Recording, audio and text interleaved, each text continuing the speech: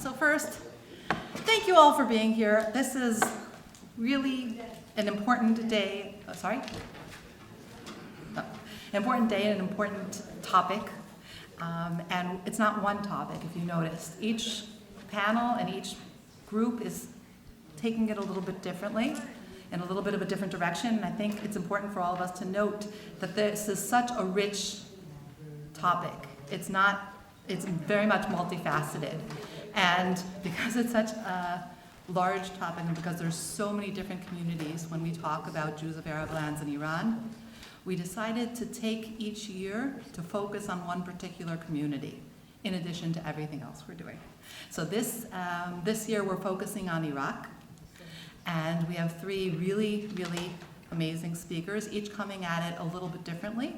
And that's one of the beautiful things about this type of a conference is everybody is not a single discipline, but everybody comes at it a little bit from their own perspectives. And so keep that in mind as we hear our people. The first person I'm going to call up, if you don't want to hear me. First of all, I should introduce myself. I'm Drora Rusi. I am the director of the American Sephardi Federation Institute of Jewish Experience, and we are very honored to be partnering with these amazing partners for this day, including the Dahan Center and the World Jewish Congress and the Ben Tzvi Institute. It's just an important gathering of minds and people, so thank you for all that you were participating. So the first person I'm going to be calling up is somebody who came across the pond to speak to us today. She is an amazing woman, an amazing scholar, and just an amazing person all around, and I'm very proud to be presenting her today. Her main interest is the modern history of Jewish communities in the Islamic world and their responses to modernity. And I love this sentence in her bio: the focus is on the centrality and agency of non-European elites, thereby challenging assumptions about the center and the periphery within colonial networks. One of my dreams, One of my dreams is to do a tour around Israel of the strong elite Sephardi communities. It's amazing. When I went on a tour of Tel Aviv, that's what I saw. She's the author of numerous scholarly and trade publications, including her recent monograph, Baghdadi Jewish Networks in the Age of Nationalism, for which she did an exclusive author series for the Institute of Jewish Experience. And now we'll hear from, I didn't say her name, did I? Dr. Sasha Goldstein-Sabbah.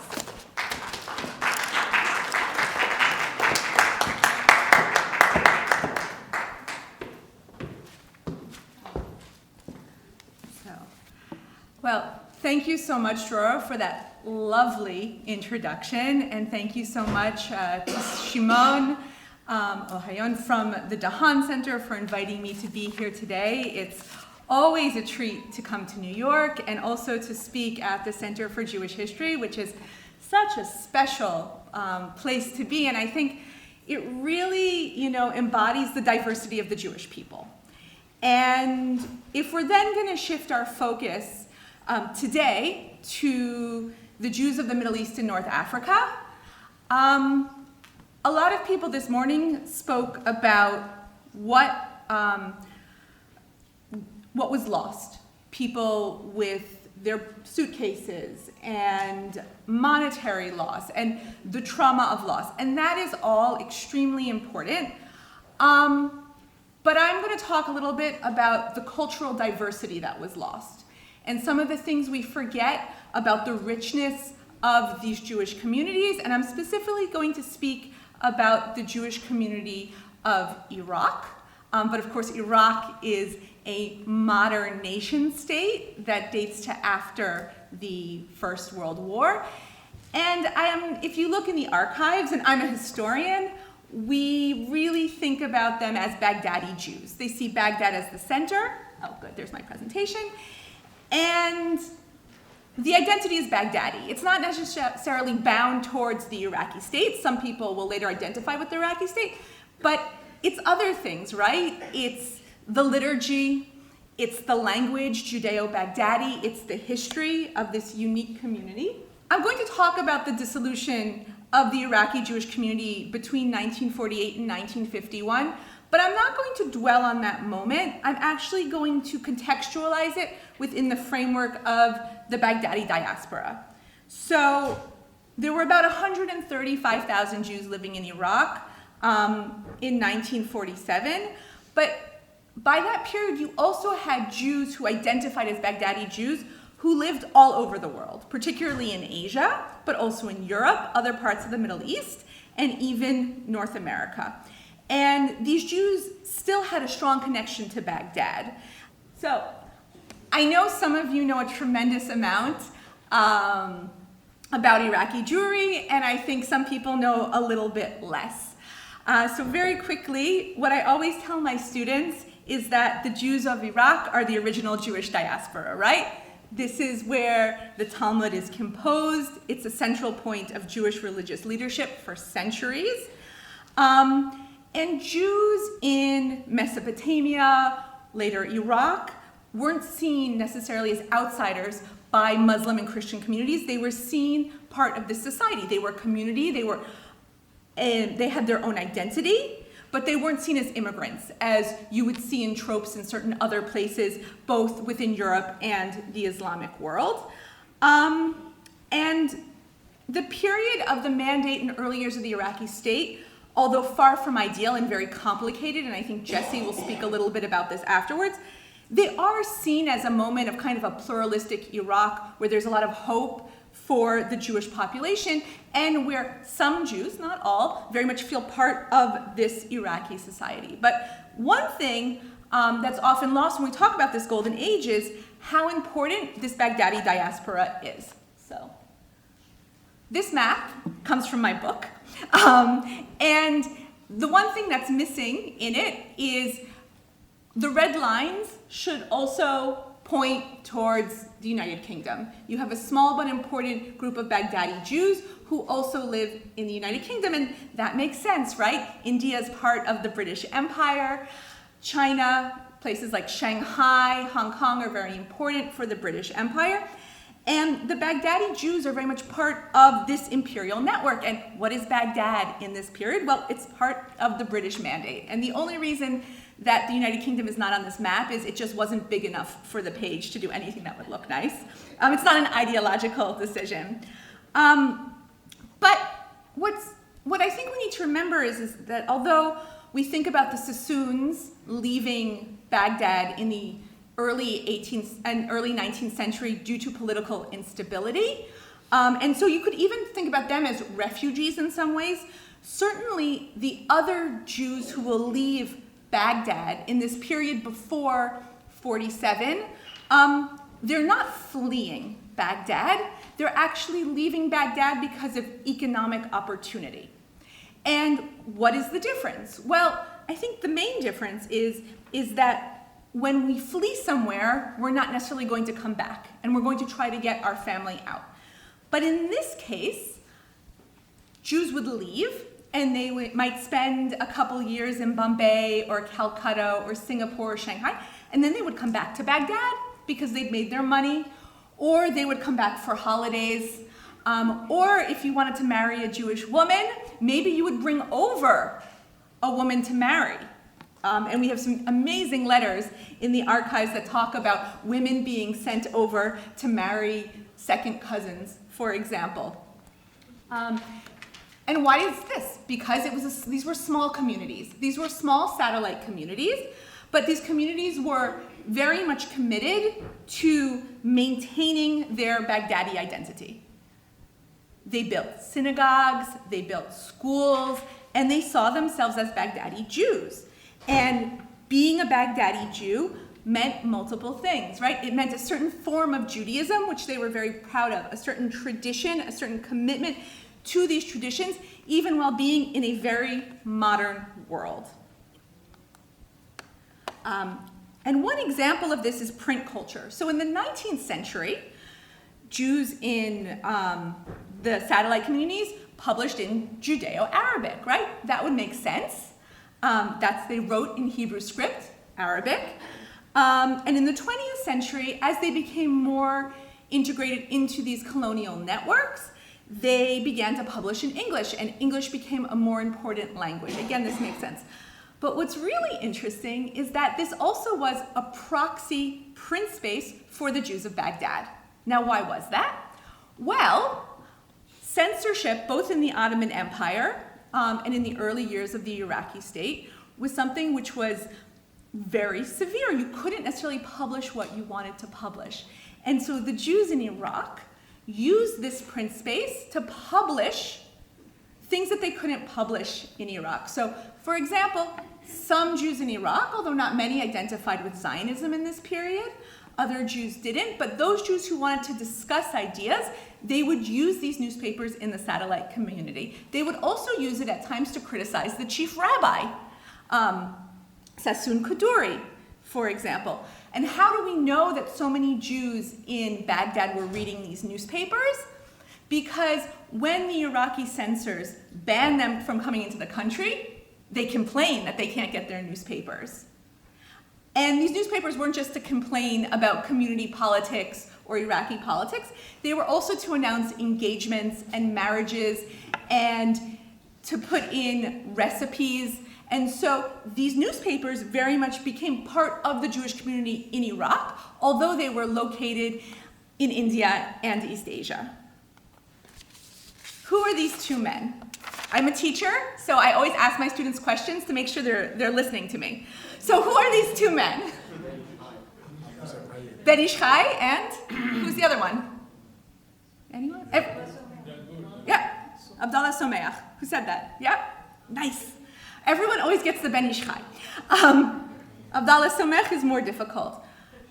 If you've read their Teshuvot, you see that they are also writing for the Jews of the Indian subcontinent, right? Kanun al-Nisa, the laws for women that the Ben Ish Chai will write, he specifically addresses the women in the Hindustani lands. And elites especially, but also regular Jews, let's say, in India, they will write to Abdallah Someach and they will ask him, how can I be a good Jew in modernity? They also finance the publications of their works. And this is now less due to censorship, but due to actually having printing presses in India. A lot of the most important works of these men are printed in India as well. So now we begin to see that some of the cultural flourishing in Baghdad was actually due in part to this very strong connection with these satellite communities. Similarly, they built the institutions, which I mentioned before. They built schools, they built hospitals. And what is interesting if we look at charitable giving is they built schools and hospitals and synagogues, but they continued to remit funds back to Baghdad, not only to help the needy, but also to memorialize Jewish life, because for them, Jewish life in Iraq was seen as being eternal, right? It was seen, and we see this in letters, as being a second Jerusalem. So they were supporting this life because it had a spiritual importance for them, and because that is what they saw as the center of their world, culturally and spiritually. They also gave as philanthropists. And this is one of my favorite pictures. It's of an Alliance school, so the Alliance Israélite Universelle, and we think of this as a French, organization, La Mission Civilisatrice, which Noam Stillman mentioned earlier.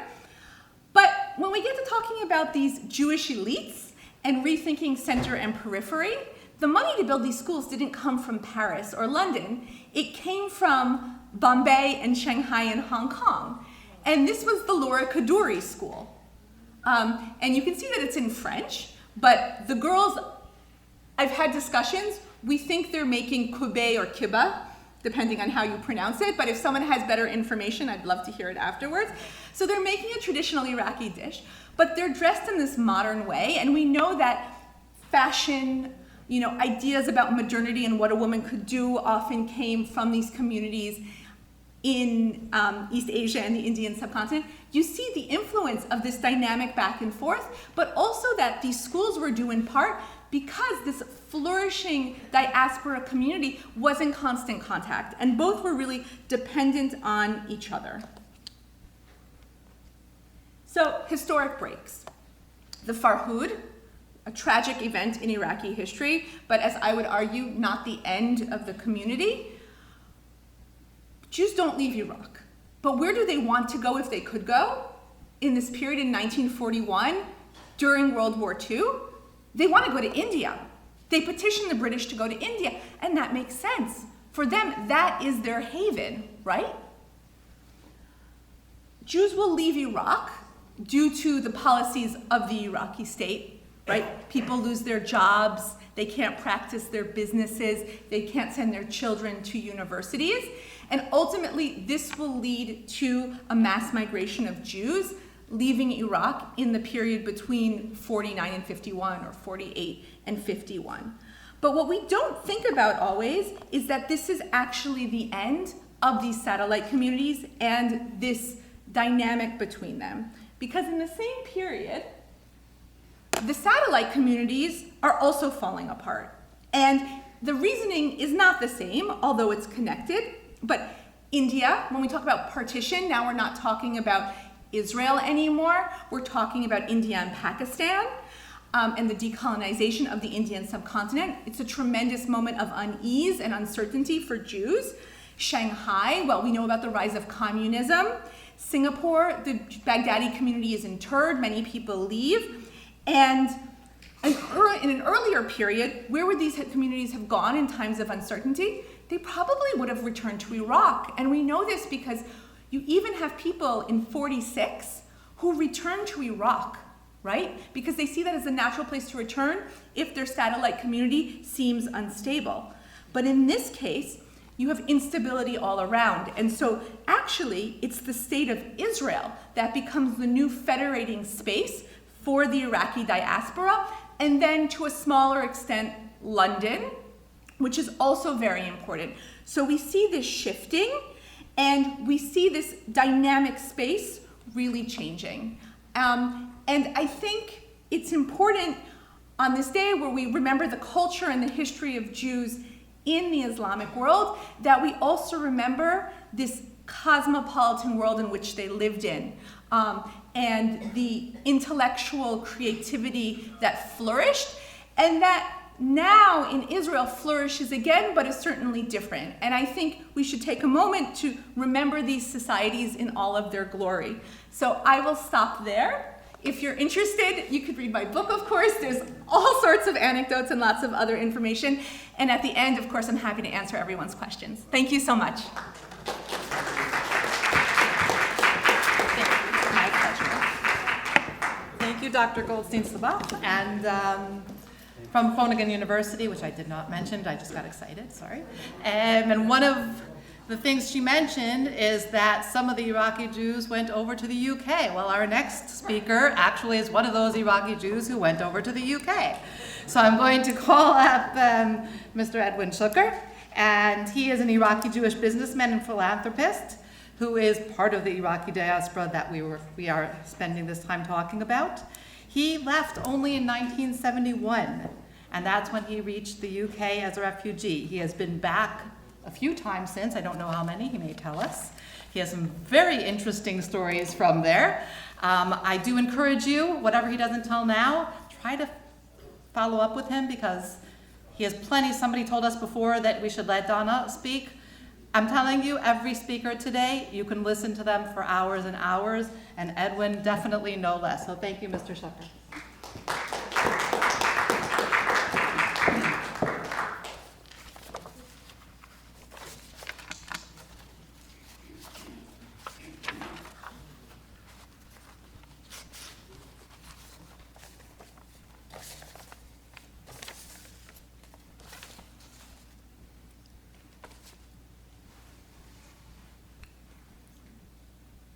My name is Edwin Shuker.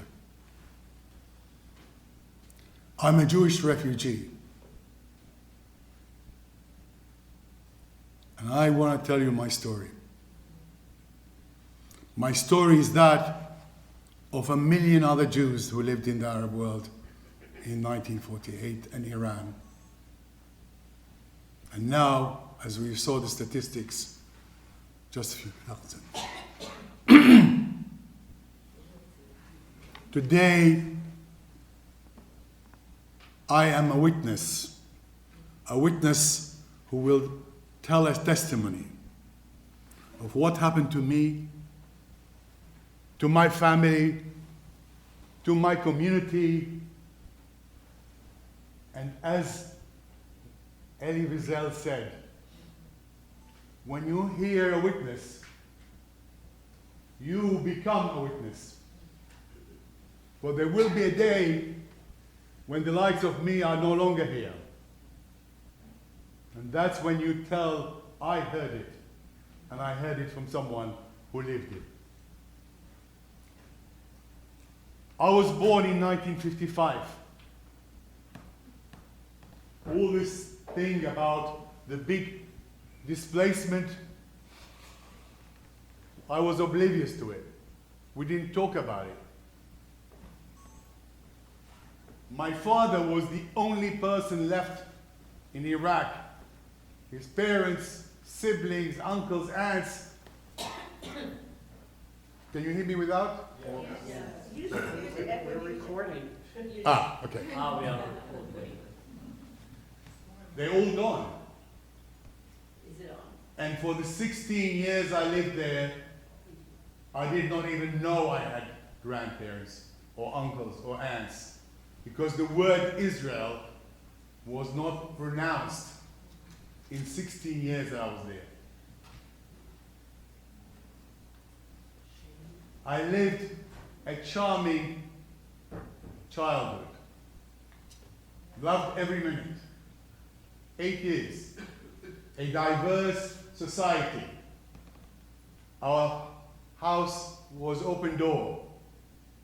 The Muslim and the Shiite and the Sunni and the Armenian and the Assyrian, they just walked in and we walked to their homes.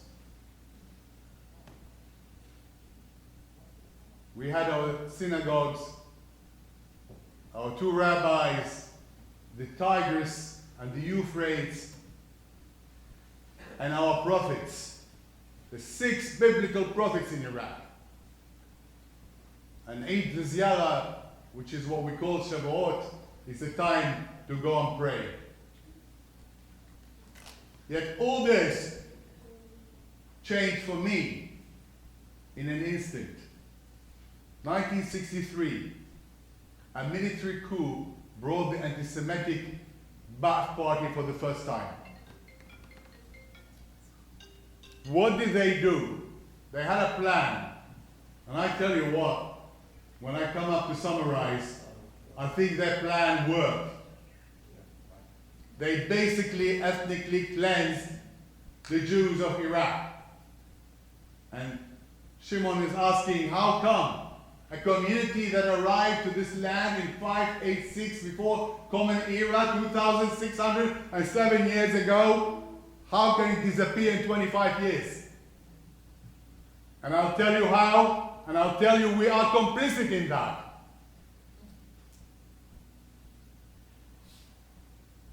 In 1963, I queued together with all the Jewish community as we were demanded to. Babies, old age, disabled people. We all were brought in to queue with our identity, with our Iraqi identity cards. And why? Day after day we queued until our turn came. Why is to replace our IDs with this one. A yellow card, exclusively for the Jew. And from 1963 onwards, we became second or third citizens. In the land that we were the indigenous crowd, we wrote the Talmud, we built civilizations, we saw Mongols and Ottomans and myriads of people. Yet, in our own land, we now carry a different blood.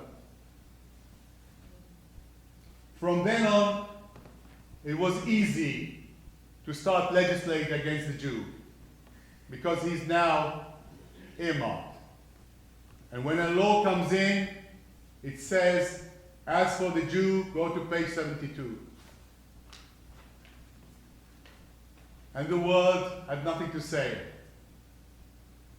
As we came nearer to 1966 and the war of Six-Day War, the propaganda machine started working. Every time I hear on the news, on the TV, on the radio, on the newspapers, there's a story.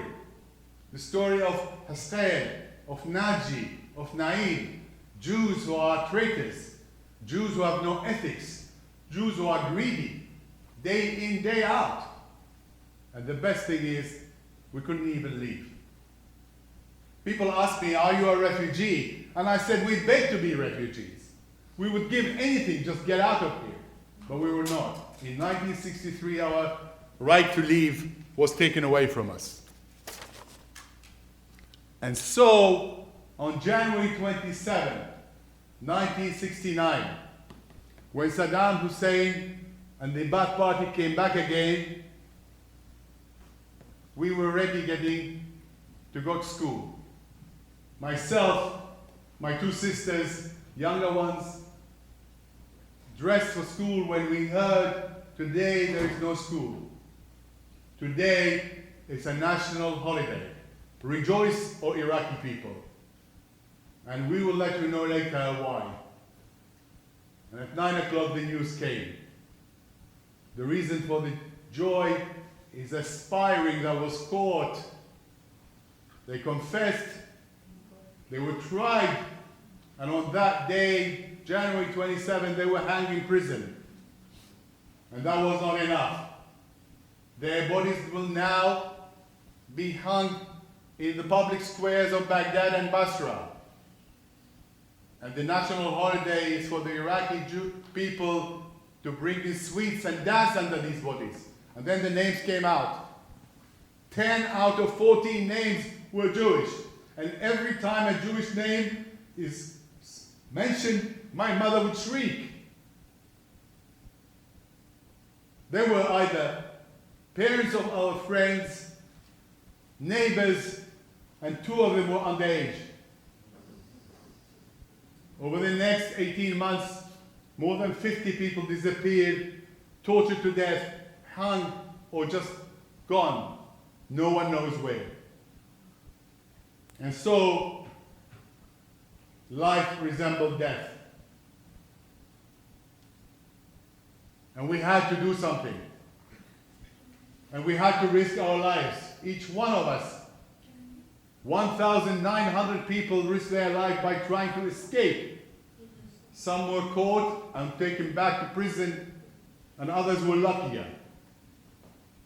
I say luckier. Eventually we made it. But I want to tell you, I don't want to have these 3 days repeated, certainly not with a family and certainly with not my children. I don't know what courage my father had to put us through this.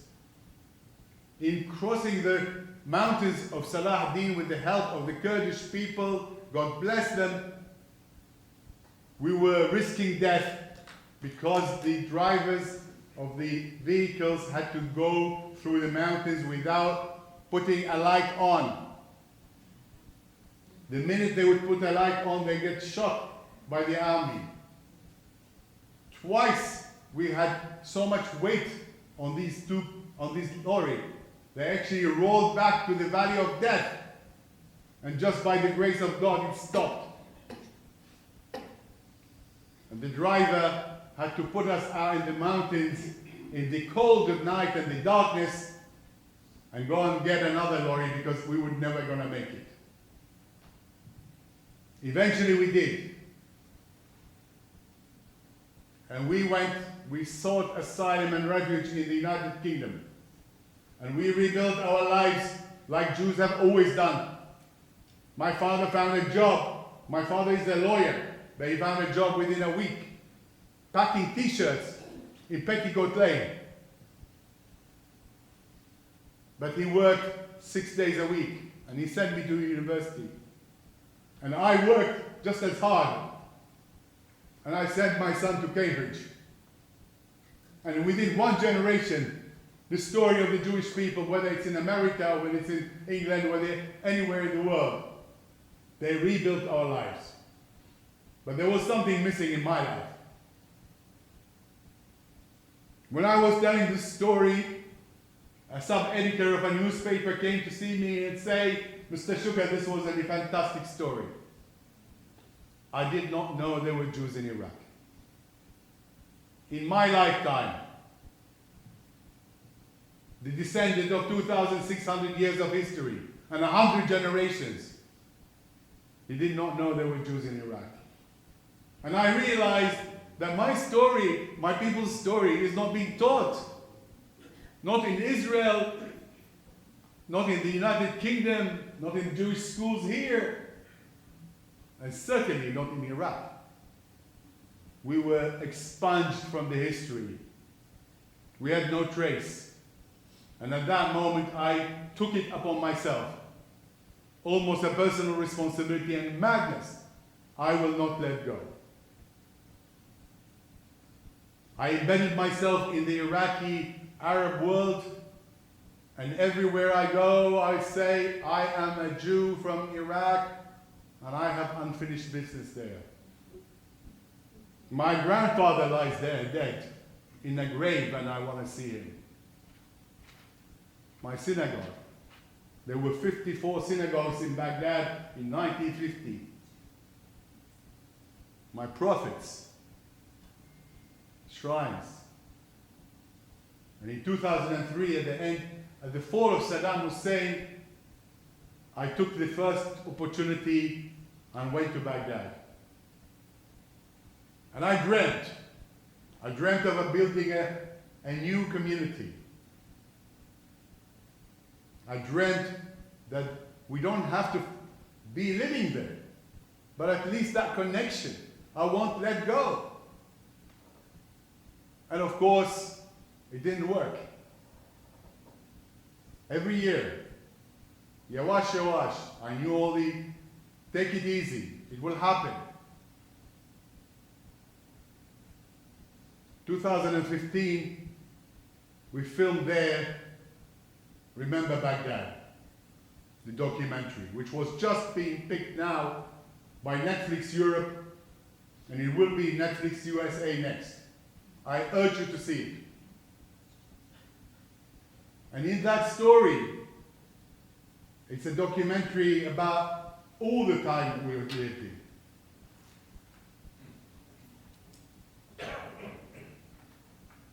And in that story, I buy a house in Iraq.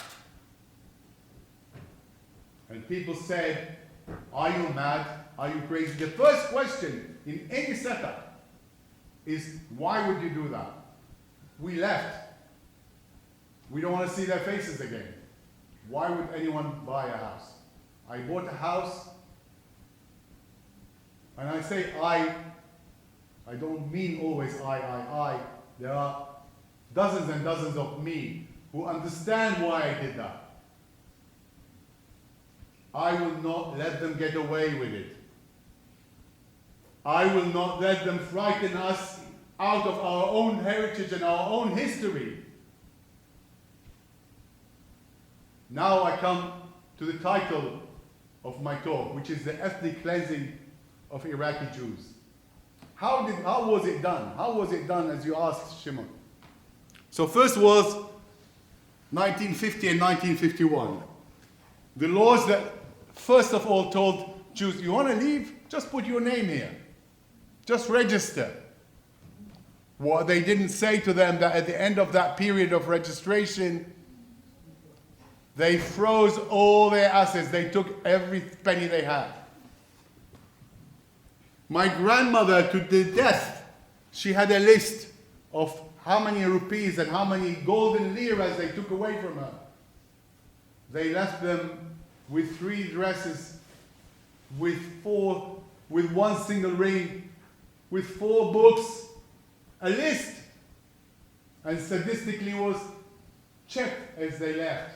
God forbid if you take 5 books or 2 rings. That law, that ugly anti-Semitic law of 1951, how long did it last? What if I tell you that it is still valid in 2022? And it is the law that took away my nationality and Libby's nationality and Freddie's nationality, you know what that law says? That any Jew, only the Jew, if he's away for 2 months, 2 months, the government revoke his nationality and take all his assets forever. 2005, 2003, as I said, we were there. 2005, the Americans and the Brits told the Iraqis, hey, you've got to have a modern constitution. We have spent $1.5 trillion, the Americans spent, to get to democracy. At least you could do is to have a constitution. A normal country's constitution. They wrote a beautiful one. Lovely.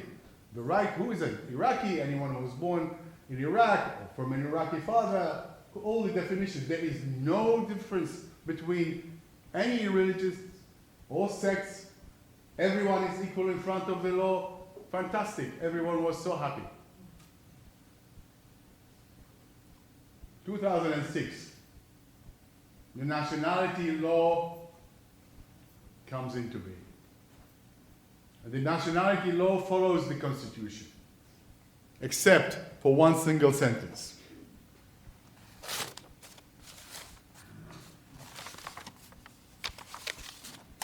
The nationality law says, when I find it,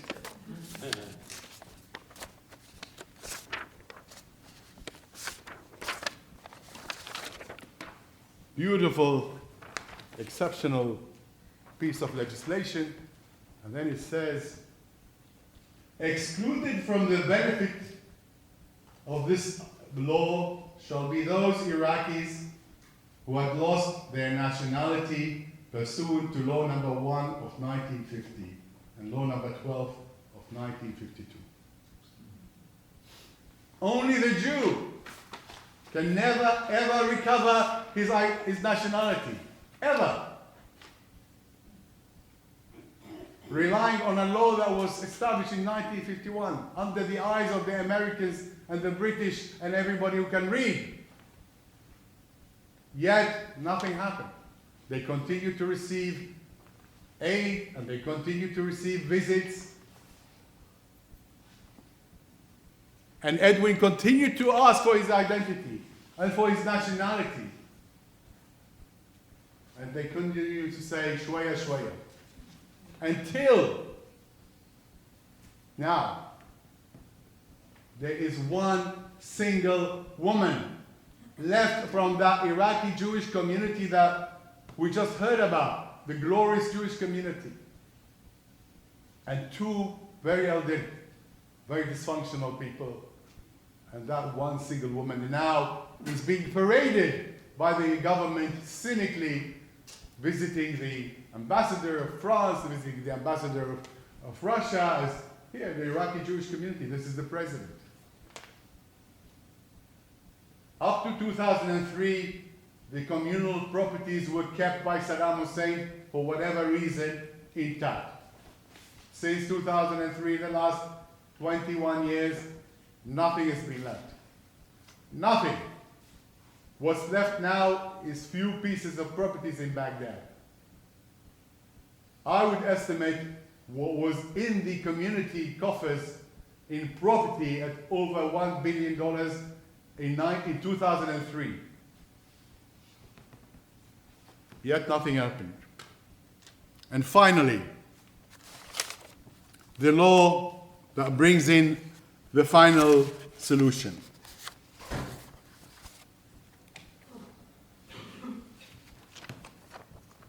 They took the nationality, they took the property,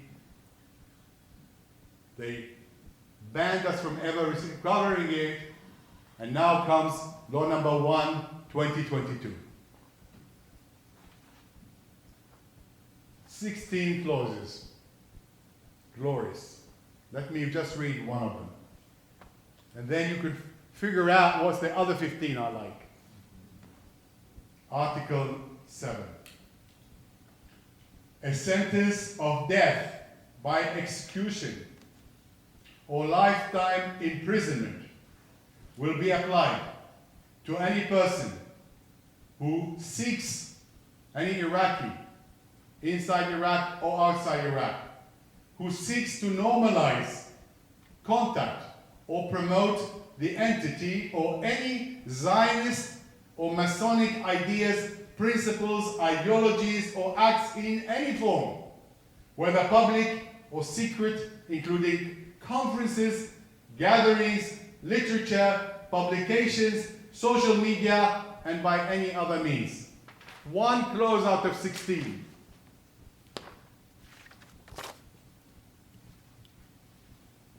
That destroyed all my contacts overnight. Since that law, I have stopped connecting and I cannot go back to Iraq. Right now, my life is seriously in danger. Can I have 2 minutes? Thank you. I just want to end up with some practical thoughts. I want you to demand from our Jewish leaders to come and hear us today. I don't see here any key people, any decision maker. I don't see the AJC, the WJC, the ADL. They have to know my story. They have to promote it. In the UK, we started at the Board of Deputies a commission on diversity, and it came up with 119 clauses on how to bring Mizrahim, Sephardim, and Jews of color into mainstream Judaism. You should do the same here. I want my history to be taught in the Jewish schools here. I want you to fight these anti-Semitic laws of Iraq by doing what the Soviet did in the Soviet campaign the Jews did. When an Iraqi official and the Prime Minister, they come here for aid and money, I want you to chain yourself and say, what about my people? I want to salute a couple of people. I want to salute Shimon Ohayon for bringing our stories to this land, for continuing ceaselessly, whether it was Javier Knesset or whether it's on the hair of Dahan Center. I want to thank the Foreign Ministry of Israel this year. They have given budget to every single consulate and embassy and told them, make an event on the 30th of November and report back. Thank you. Thank you.